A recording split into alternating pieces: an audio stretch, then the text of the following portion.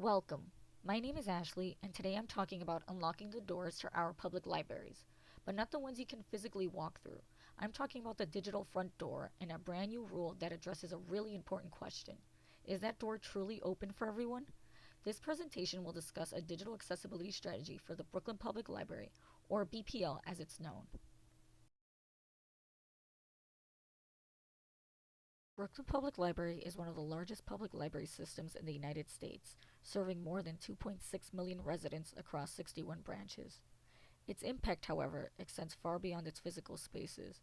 The library's expansive digital ecosystem includes its main website, online catalog, mobile app, digital archives, and specialized portals for career services and oral histories. BPL's patrons are diverse, ranging from individuals with disabilities and multilingual users to older adults and job seekers, which makes these platforms a critical point of access.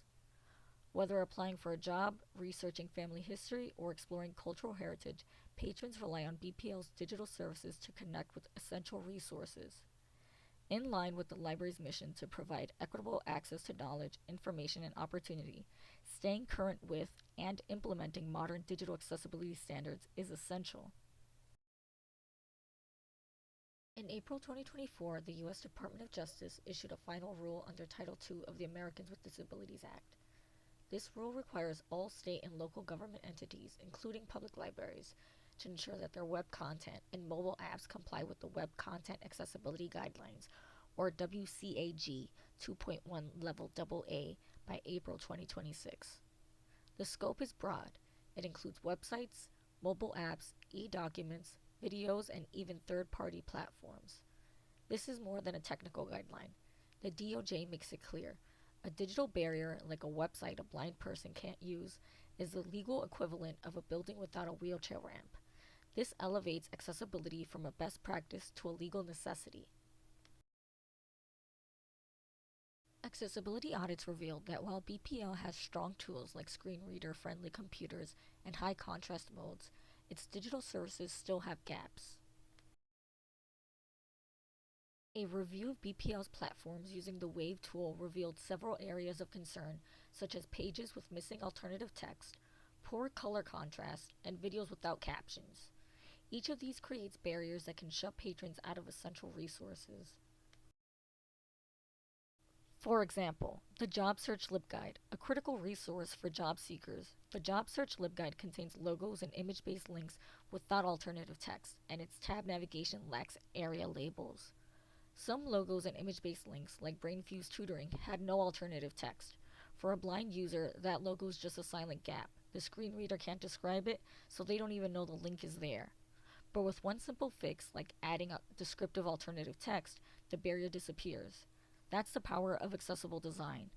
On the Internet Archive, many audiovisual items lack captions, transcripts, or descriptive alternative text. The Center for Brooklyn History site has inconsistent heading structures, missing image descriptions, and limited keyboard navigation. These gaps mean that patrons using screen readers, keyboard navigation, or cognitive supports may face unnecessary obstacles.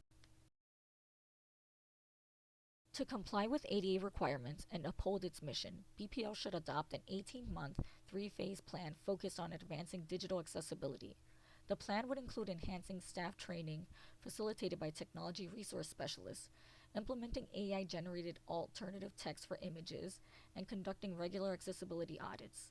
Additionally, BPL would introduce an accessibility feedback form for both staff and patrons, while ensuring accessibility remains a priority in all digital content acquisitions and website updates. To meet the 2024 ADA requirements, here's how BPL's three-phase plan would be implemented. In Phase 1, over the first 6 months, conduct a comprehensive audit using Wave, AxMonitor, and usability testing with patrons who utilize assistive technology. In Phase 2, following the initial 6 months, we will focus on fixing high priority issues such as revising LibGuide templates, captioning oral history videos, and adding transcripts. Vendor contracts should also be reviewed for accessibility compliance. Phase 3, in the final 6 months, will emphasize ongoing monitoring through tools like Site Improve, publishing an accessibility statement, and embedding accessibility checks in procurement workflows. To ensure the plan is working smoothly, progress should be tracked with quarterly audits, patron feedback, and accessibility dashboards like Site Improve. This ensures that improvements are sustainable and barriers don't creep back in. Success relies on changing our culture as much as fixing technology. Accessibility training should be part of onboarding with clear guidelines for alternative text, color contrast, and structure. It should also be built into procurement and licensing. Good communication is key. By presenting accessibility as a civil right, a moral duty, and a way to better serve vulnerable patrons, we can gain support. Sharing stories and before and after examples makes the benefits clear and shifts the focus from just meeting legal rules to creating better user centered experiences. While ADA compliance is required by law, true ethical leadership means going beyond the minimum. Even websites that meet WCAG standards can still fall short of offering meaningful access.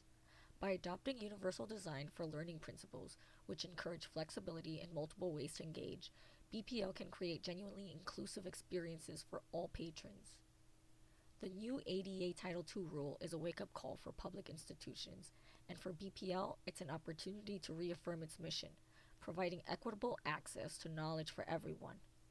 By leveraging staff expertise, technology tools, and community feedback, BPL can not only meet but surpass federal requirements, truly opening its digital doors to all.